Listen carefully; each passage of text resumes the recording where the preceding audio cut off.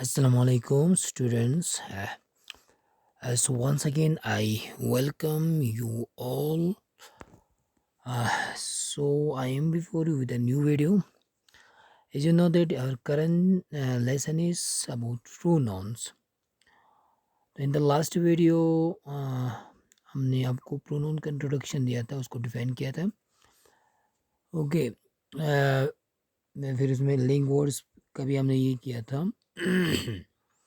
फिर आज हम पढ़ेंगे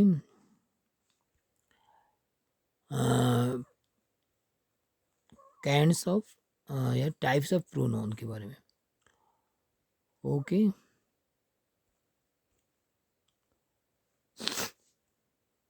तो विदाउट वेस्टिंग योर टाइम अब आते हैं हम डिफाइन करेंगे हम काइंड्स ऑफ या टाइप्स ऑफ प्रोनाउंस. तो सबसे पहले आते हैं personal pronoun is used as a subject in a sentence. जो पर्सनल प्रोनाउंस होते हैं उसको सेंटेंस में हम उसको इस्तेमाल करते हैं एज अ सब्जेक्ट के तौर पे. ओके. मिसाल के तौर पे यहाँ पे आई है, यू है, ही, शी, इट, दे, ये सब क्या है? ये सब एग्जाम्पल से मिसाल है, ये सब एग्जाम्पल है पर्सनल प्रोनाउंस का. ओके. तो सेंटेंस में हम उसको कैसे इस्तेमाल करते हैं यहाँ पे देखो. आई लिव नियर इमाम बाड़ा. यहाँ पे आई क्या है? ये है पर्सनल प्रोनाउन. तो आई को हमने यहाँ पे इस्तेमाल किया इस सेंटेंस में एज अ सब्जेक्ट. ओके. अब सेकंड जो एग्जांपल उसमें देखो, he is my best friend. तो यहाँ पे जो ही है वो क्या है? पर्सनल प्रोनाउन है. तो हमने यहाँ पे ही को इस्तेमाल किया एज अ सब्जेक्ट. अब जो पर्सनल प्रोनाउंस होते हैं except you change their form when use it as a object as an object. Okay. Of verb और आफ्टर प्रीपोजिशन. यहाँ पे एक और रूल ये है कि जब पर्सनल प्रोनाउन को जो पर्सनल प्रोनाउंस होते हैं वो सारे उनका जो फॉर्म्स होते हैं वो चेंज हो जाते हैं. ओके. जब हम उनको ऑब्जेक्ट के तौर पे इस्तेमाल करेगा अगर सेंटेंस में, तो उसका फॉर्म चेंज हो जाते हैं. ओके. मिसाल के तौर या ऑब्जेक्ट के तौर पे इस्तेमाल करते हैं, या हम उसको ऑब्जेक्ट ऑफ वर्ब्स के तौर पे इस्तेमाल करेगा, या आफ्टर प्रीपोजिशन या प्रीपोजिशन के बाद अगर इस्तेमाल होगा सेंटेंस में, तो वहाँ पे उसका फॉर्म चेंज हो जाएगा, उसका शेप चेंज हो जाते हैं शक्ल. मिसाल के तौर पे for example, we live in a big house, my father live with us. तो यहाँ पे जो पर्सनल प्रोनाउन हमें इस्तेमाल किया है वी, तो यहाँ पे अस जो है वो भी पर्सनल प्रोनाउन है. तो यहाँ पे जो वी का जो शेप है यानी फॉर्म है वो चेंज हो गया अस में. ओके. जब ये ऑब्जेक्ट के तौर पे इस्तेमाल किया तो यहाँ पे अस हो आते हैं. तो वी हो गया सब्जेक्टिव केस, अस हो गया ऑब्जेक्टिव केस. तो जब पर्सनल प्रोनाउन को हम एज एन ऑब्जेक्ट इस्तेमाल करते हैं तो उसका फॉर्म चेंज हो जाते हैं. Except you. ओके. यू को छोड़ के, यू के अलावा, जो यू है इसके अलावा सारे जो पर्सनल प्रोनाउन होते हैं उसका फॉर्म चेंज हो जाते हैं. सेकंड एग्जांपल है दे आर गुड पीपल्स. यहाँ पे है ना they personal pronoun. I like them, इसका फॉर्म जो है वो चेंज हो गया. यहाँ पे जब हमने इसको एज एन ऑब्जेक्ट इस्तेमाल किया पर्सनल प्रोनाउन को तो उसका फॉर्म चेंज हो गया दे से देम. यू शुड ओबे योर पेरेंट्स लाइक यू. यहाँ पे देखो, यहाँ पे हमने यू को इस्तेमाल किया एज ए सब्जेक्ट, यहाँ पे हमने यू को इस्तेमाल किया एज ऑब्जेक्ट, लेकिन दोनों में सेम है. यहाँ पे इसका जो फॉर्म है वो चेंज नहीं होते हैं. ओके. तो जो पर्सनल प्रोनाउन में तो पहले ये याद रखो कि पर्सनल प्रोनाउन को हम इस्तेमाल करते हैं आमतौर पे सब्जेक्ट के तौर पे सेंटेंस में. और जो पर्सनल प्रोनाउंस होते हैं वो उसमें कौन कौन से आते हैं, जैसे कि आई, यू, ही, शी, इट, दे वगैरह वगैरह आते हैं इसमें. एग्जाम्पल भी हमने आपको बताया. फिर पर्सनल प्रोनाउंस की दूसरा ये प्रॉपर्टीज़ क्या है कि ये जो पर्सनल प्रोनाउंस होते हैं इसका फॉर्म चेंज हो जाते हैं अगर हम उसको सेंटेंस में एज एन ऑब्जेक्ट इस्तेमाल करते हैं. तो सिवाय यू के, यू चेंज नहीं होते हैं, यू का फॉर्म चेंज नहीं होते हैं. बाकी जितने भी पर्सनल प्रोनाउंस होते हैं उसको अगर हम ऑब्जेक्ट के तौर पे इस्तेमाल करेंगे सेंटेंस में तो उसका फॉर्म चेंज हो जाते हैं. तो यहाँ तक समझ में आया. अब हम आगे बढ़ते हैं. फिर एक ओके टाइप से प्रोनाउंस का वो है possessive pronoun. Okay, possessive pronouns are pronouns that indicate possessions. Mine, yours, his, hers, theirs, ours and its are possessive pronoun. possessive pronoun यानी वो नॉन प्रोनाउंस होते हैं जो इंडिकेट करते हैं, ओके, जो दिखाते हैं, पोसेशन को दिखाते हैं, पोसेशन में मिल्कियत को। ओके, जैसे कि कोई सामान, कोई चीज़ किसका है, ये किसकी मिल्कियत है या किसकी, इसका मालिक कौन है, उसको दिखाते हैं, पोसेशन को दिखाते हैं। जैसे कि mine, this pen is mine, मेरा, योर्स तुम्हारा, हिज उसकी, उसका, हर्स उसकी, देयर्स उनके, हर्स हमारे, and it is our okay, and its are possessive pronoun. और ये जो एंड इट्स और इट, ये सारे जो वर्ड्स हैं ये सब क्या है, पोसेसिव प्रोनाउंस है। मिसाल के तौर पे हम अगर इसको सेंटेंस में इस्तेमाल करते हैं तो कैसे करते हैं, if this is an ours it must be theirs. अगर ये हमारा नहीं है तो ये उनका होगा। जैसे कि if this is an ours, okay, is must be their, उनका होगा।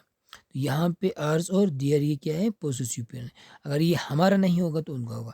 Yours is much better than mine, तुम्हारा जो सामान है, तुम्हारे जो ओके, तुम्हारे पास जो चीज़ है वो हमारे चीज़ से काफ़ी बेहतर है। तो यहाँ पे पोसेसिव प्रोनाउन जो इस्तेमाल करते हैं हम सेंटेंस में पोसेशन दिखाने के लिए। अब आते हैं हम डिमोन्स्ट्रेटिव प्रोनाउंस पे। अब जो डिमोन्स्ट्रेटिव प्रोनाउंस होते हैं वो क्या करते हैं, point out specific person, animals, place, thing और ideas. This, that, this and those are demonstrative pronouns. For example, is this yours. तो जो डिमोन्स्ट्रेटिव प्रोनाउन होते हैं वो क्या करते हैं, पॉइंट आउट करते हैं, ओके, वो निशानदेही करते हैं। स्पेसिफिक मैंने किसी ख़ास शख्स को, किसी ख़ास जानवर को, किसी ख़ास जगह को, किसी ख़ास चीज़ को या किसी ख़ास आइडियाज़ को, ख़यालात को क्या करते हैं, उसको पॉइंट आउट करते हैं। मिसाल के तौर पे इसमें आमतौर पे कौन से वर्ड इस्तेमाल होते हैं, दिस इस्तेमाल होते हैं, देट, दिस, दोस, ये सब क्या है, डिमोन्स्ट्रेटिव प्रोनाउंस है। और आपको पता होगा कि ये जो दिस है ये हम सिंगुलर में इस्तेमाल करते हैं नियर, नज़दीक की चीज़ों को दिखाने के लिए। देर हम सिंगुलर में इस्तेमाल करते हैं दूर की चीज़ों को दिखाने के लिए। और ये THES, ये दिस इस्तेमाल करते हैं हम यानी प्लूरल्स में नज़दीक की चीज़ों को दिखाने के लिए, पॉइंट आउट करने के लिए। और दोस्त हम पॉइंट आउट करने के लिए इस्तेमाल करते हैं दूर की चीज़ें जो प्लूरल्स में होगा। तो ये पॉइंट आउट करते हैं किसी स्पेसिफिक पर्सन को, किसी ख़ास जगह को, ख़ास चीज़ को ये पॉइंट आउट करते हैं। मिसाल के तौर पे फॉर एग्जांपल यहाँ पे क्या है, इज़ दिस योर्स, क्या ये तुम्हारा है, इज़ दिस, क्या ये पर्टिकुलर कोई चीज़ दिखा रहा है वो, क्या ये तुम्हारा है। ओके, अब इसके बाद आते हैं हम इंट्रोगेटिव प्रोनाउन पे। Interrogative pronoun are use to begins or introduce interrogative sentence. Who, whom, whose, what and which are interrogative pronouns. तो interrogative pronoun होते हैं उसको हम इस्तेमाल करते हैं यानी सवाल की शुरुआत के लिए। ओके, जो interrogative sentences होते हैं उसकी शुरुआत में हम उसको इस्तेमाल करते हैं। ओके, और सवाल पूछने के लिए हम इस्तेमाल करते हैं। जैसे कि उसमें हु होते हैं, हुम होते हैं, हुज होते हैं, वर्ड होते हैं, विच होते हैं। तो ये सब क्या है, इंट्रीगेटिव प्रोनाउन है। मिसाल के तौर पे हुम did you invite for the lecture, lecture के लिए तुमने या आपने किसको दावत दी है या दावत दिया था। ओके, या what is your name, okay, which one is yours, whose car is this. Okay, तो इस तरह की जो वर्ड्स है ये सब क्या है, इंट्रीगेटिव प्रोनाउन। अब आते हैं हम इंडेफिनिट प्रोनाउन पे। तो indefinite pronoun do not refer to any particular person, place और thing. They replace noun without specifying which noun they replace. For example, जिस तरह हमने डेमोन्स्ट्रेटिव में क्या हुआ था, पॉइंट आउट करने के लिए इस्तेमाल करते हैं किसी स्पेसिफिक पर्सन को। तो यहाँ पे इनडेफिनिट में क्या होते हैं, यहाँ पे ये किसी ख़ास चीज़ को, ख़ास जगह को रिफ़ेर करने के लिए, उसकी हवाला देने के लिए इस्तेमाल नहीं किया जाता है। दे रिप्लेस नोन विद और स्पेसिफिक, यानी ये नोन को रिप्लेस करते हैं या ये नॉन की जगह पे हम इस्तेमाल करते हैं बिना उसके, यानी विदाउट स्पेसिफिंग, यानी उसको बिना, यानी एक ख़ास ओके ख़ास तौर पे किसी चीज़ को, किसी चीज़ को या किसी जगह को निशानदही किए बिना ओके हम नॉन को रिप्लेस करते हैं। मिसाल के तौर पे every okay everybody can contribute to the relief fund. तो जो रिलीफ फंड है इसमें हर कोई, जैसे कि अभी कोविड चल रहा है तो कोविड का जो रिलीफ फंड होगा ओके, या कोविड के लिए जो अगर कोई चंदा जमा करेगा तो एवरीबॉडी कैन कंट्रीब्यूट, कोई भी इसमें कंट्रीब्यूट कर सकते हैं, कोई भी इसमें हिस्सा ले सकते हैं, कोई भी उसमें योगदान दे सकता है। तो एनीबॉडी, तो इसमें स्पेसिफिक नहीं होते किसी ख़ास, यानी तुमको, जैसे कि अमीर लोगों को देना होगा, गरीबों को देना होगा, ऐसा इसमें कोई स्पेसिफिक नहीं होते हैं, कोई भी दे सकते हैं, एवरीबॉडी ओके। जैसे कि anybody can answer this question, कोई भी बंदा इस सवाल का आंसर दे सकते हैं। जैसे कि यहाँ पे निशानदेही नहीं कर रहा है कि किसी ख़ास शख्स की बात नहीं कर रहा है। तो several were present in the meeting, बहुत सारे मीटिंग में मौजूद थे। तो यहाँ पे नाम पुकार के नहीं बुला रहा है okay. Both we going to the same place, यानी ये दोनों जो है वो किसी ओके एक ही जगह पे जा रहा है। यहाँ पे नाम दे के उनका ये नहीं कर रहा है ओके, तो इसे पता नहीं चलता है कि कौन जा रहा है। तो यहाँ पे यानी ये सारे जो वर्ड्स है जैसे कि एवरीबॉडी, एनीबॉडी, सेवरल, बोथ, ये सब क्या है, इनडेफिनिट प्रोनाउंस है। यानी इनको हम नॉन की जगह पे इस्तेमाल करते हैं लेकिन कोई स्पेसिफिक नॉन्स नहीं होते यहाँ पे। एवरीबॉडी यानी कोई भी, एनीबॉडी कोई भी ओके। तो इस तरह अब आते हैं हम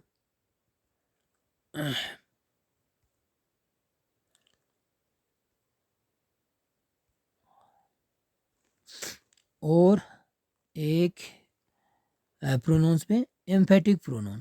अब एम्फेटिक प्रोनाउन क्या होते हैं, आल्सो कॉल इंटेंसिव प्रोनाउन इसको कहा जाता है, एंड्स विद सेल्फ और selves and emphasis intensify a noun or another pronoun in the same sentence।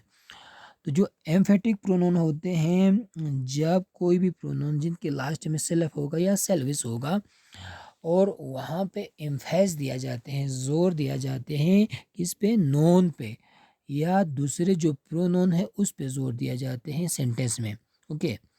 जो जोर होते हैं उन पे ऊपर होते हैं, तो उसको कहा जाते हैं एम्फेटिक प्रोनाउंस। उसमें एम्फेसिस होते हैं नॉन के ऊपर या दूसरे प्रोनाउन के ऊपर, और इसके लास्ट में क्या आते हैं, सेल्फ आते हैं या सेल्विस आते हैं, तो उसको कहा जाते हैं emphatic pronoun. In a sentence they make you notice the known and pronoun they go with. तो सेंटेंस में जब उसको इस्तेमाल करते हैं तो वहाँ पे हमें क्या करते हैं, वो हमें हमारा जो नोटिस है, हमारा ओके जो ध्यान होते हैं वो नोन की तरफ करते हैं या प्रोनोन की तरफ करवाते हैं, जो प्रोनोन या नोन उसमें सेंटेंस में आ रहा है ओके, दे गो विद, यानी जो वहाँ पे आ रहा है उसके साथ। Myself, yourself, himself, herself, itself, oneself, ourself, themself and yourself और एम्फेटिक प्रोनाउन। तो ये सारे जो वर्ड्स है ये सब क्या है, एम्फेटिक प्रोनाउंस है। तो इन सबको ध्यान रखो। मिसाल के तौर पे we did the work ourself, हमने काम खुद किया। यहाँ पे किस पे जोर दिया हुआ है, ओके प्रोनाउन वी पे, हमने काम खुद किया ओके। तो यहाँ पे एम्फेस देने के लिए इस्तेमाल हुआ है किस पे, नोन पे या प्रोनाउन पे जो उसके साथ आ रहा है।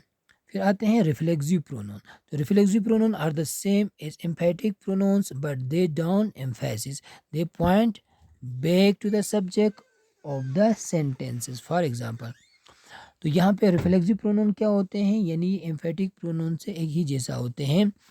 तो यहाँ पे लेकिन कोई एम्फेसिस नहीं होते, कोई जोर नहीं होते हैं, they point back to the subject of the sentences. तो यहाँ पे क्या करते हैं, जो पॉइंट बैक करते हैं यानी जो सब्जेक्ट है उसके ऊपर, उसकी तरफ इशारा करते हैं okay.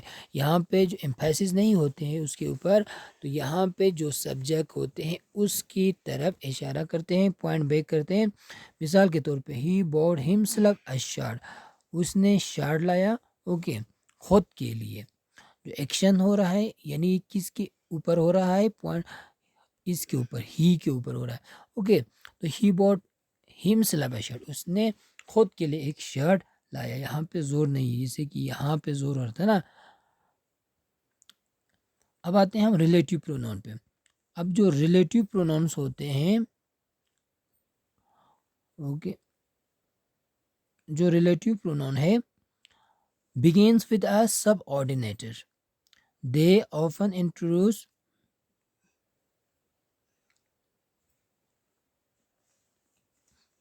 okay sorry they often introduce a relative clause, a sentence.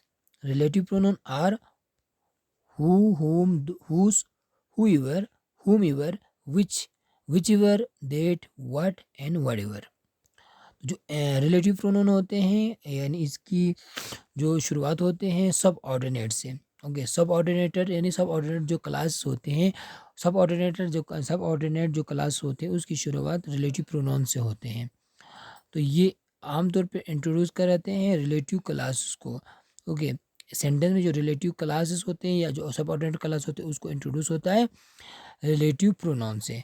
तो रिलेटिव प्रोनाउन जैसे कि हु है, हुम है, हुस है, हुएवर है, जुर्गामा चीन, ये रिलेटिव प्रोनाउन है। और दूसरा इनका काम क्या होते हैं, ये सेंटेंस में जो क्लासेस है उसमें एक क्लास, दो क्लास होते हैं। एक होते हैं कोऑर्डिनेट क्लास, दूसरा होते हैं सब ऑर्डिनेट क्लास। तो सेंटेंस में ये ओके, सब ऑर्डिनेट क्लास और कोऑर्डिनेट क्लास को ये क्या करते हैं, मिलाते भी हैं, इसलिए ओके रिलेट करते हैं एक दूसरे को, इसलिए रिलेटिव प्रोनाउन इसको भी कहा जाता है। तो ये सारे जो वर्ड्स हैं ये सब रिलेटिव प्रोनाउंस है। मिसाल के तौर पे the man who conducted the workshop had a great personality. तो यहाँ पे ये जो the man who conducted the workshop, जिसने कंडक्ट किया वर्कशॉप को, तो यहाँ पे हु क्या है, रिलेटिव प्रोनाउन है, क्योंकि ये इस सब्जेक्ट को और बाकी जो प्रेडिकेट है उसको मिलाते हैं, रिलेट करते हैं, उसको जोड़ते हैं, इसलिए उसको रिलेटिव कहा जाता है। और दूसरे सब ऑर्डिनेट क्लास का यहाँ से शुरुआत होते हैं, हु कंडक्टेड द वर्कशॉप, जिसने कंडक्ट किया था वर्कशॉप को। फिर इसके बाद आते हैं, अब एक क्या होते हैं, कन्फ्यूजन होते हैं। कुछ वर्ड्स ऐसे होते हैं जो नॉन भी हो कि जिसको एडजेक्टिव भी कहा जाते हैं, एज एन एडजेक्टिव भी इस्तेमाल होते हैं सेंटेंस में, और वो एडजेक्टिव्स और ये जो प्रोनाउन में सेम होता है। ओके, तो इस सेंटेंस में इस्तेमाल करते हुए थोड़ा कंफ्यूज होते हैं कि यहाँ पे इस सेंटेंस में एडजेक्टिव है या प्रोनाउन है। Some words can be used both as pronoun and adjective. As adjective they modify describe noun that follows. Okay, तो जैसे कि उसको कुछ वर्ड ऐसे होते हैं जो प्रोनाउन के तौर पर इस्तेमाल होते हैं और एडजेक्टिव के तौर पर इस्तेमाल होते हैं। लेकिन ओके, तो अगर हम उसको आइडेंटिफाई करते हैं तो कैसे करना है, अगर उसको एडजेक्टिव के तौर पे इस्तेमाल करना है तो एडजेक्टिव के क्या होते हैं, डेफिनेशन क्या है, वो नॉन को मॉडिफाई करते हैं, नॉन को डिस्क्राइब करते हैं। अगर वो सेंटेंस में नॉन को डिस्क्राइब कर रहा होगा तो इसका मतलब क्या है, वो एडजेक्टिव है। अगर नहीं कर रहा है तो इसका मतलब पॉइंट आउट कर रहा है तो वो क्या है, यानी तो वो प्रोनाउंस है। एज प्रोनाउन दे आइडेंटिफाई और point to a noun and replace the noun. अगर जैसे कि प्रोनाउन की डिफिनेशन क्या है कि वो नोन की जगह पे इस्तेमाल होते हैं या पॉइंट आउट करते हैं। अगर वो सेंटेंस में नोन को पॉइंट आउट कर रहा होगा या नोन की जगह पे इस्तेमाल हो रहा होगा, इसका मतलब वो क्या है, वो प्रोनाउन है। अगर वो डिस्क्राइब कर रहा है नोन को तो वो एडजेक्टिव है। तो इस तरह यहाँ पे कुछ ये है सेंटेंसेस है, जैसे कि आई रीड दिस, यहाँ पे दिस क्या है, डेमोन्स्ट्रेटिव प्रोनाउन है। आई रीड दिस बुक्स, तो यहाँ पे ये दिस है वो क्या है, एडजेक्टिव है। हुज इज इट, यहाँ पे हुज क्या है, इंट्रोगेटिव प्रोनाउन है। हुज बुक इज दिस, यहाँ पे हुज क्या है, एडजेक्टिव है। आई हैव अ फ्यू, यहाँ पे ये फ्यू क्या है, इंडेफिनिट प्रोनाउन। यहाँ पे कोई इंडेफिनिट प्रोनाउन पता होता है ना कि जो किसी खास यानी चीज़ की तरफ इशारा नहीं हो। फिर I have a few books, मुझे कुछ बुक चाहिए, तो यहाँ पे ये एडजेक्टिव है। दिस इज हिज, ये उसका है, तो यहाँ पे हिज क्या है, तो यहाँ पे हिज जो है वो पोसेसिव प्रोनाउन है। दिस इज हिज बुक, यहाँ पे हिज क्या है, एडजेक्टिव है, तो यहाँ पे ये बुक को डिफाइन कर रहा है इसलिए ये एडजेक्टिव है। ऊपर वाले में यहाँ पे ये पॉइंट आउट कर रहा था, ओके, उसकी चीज़ को या उसको रिप्लेस कर रहा था, किसको, नॉन की जगह पे इस्तेमाल हुआ है हिज, ओके। और ऊपर में जैसे कि फ्यू बुक्स, यहाँ पे ये फ्यू है वो नो यानी बुक्स को डिफाइन कर रहा है, यानी बुक के बारे में बोल रहा है कि बुक कितना है, तो आई हैव अ फ्यू, तो यहाँ पे जो फ्यू है वो नोन के जगह पे इस्तेमाल हुआ है इसलिए ये प्रोनाउन है। तो यहाँ से आप लोगों को मालूम हो गया होगा कि प्रोनाउंस और ओके एडजेक्टिव्स में अगर उसको आइडेंटिफाई करना है तो कैसे करना है, ओके। अगर वो डिफाइन कर रहा होगा या डिस्क्राइब कर रहा होगा या मॉडिफाई कर रहा होगा नोन को, तो वो क्या है, वो एडजेक्टिव है। अगर वो पॉइंट आउट कर रहा है नोन को या नोन के जगह पे इस्तेमाल हुआ है तो वो क्या है, वो है प्रोनाउंस, ओके। होप आप लोगों ने एंजॉय किया होगा। So please like, comment, share and subscribe my channel. Thanks for watching. In the next video, the rest we will discuss in the next video.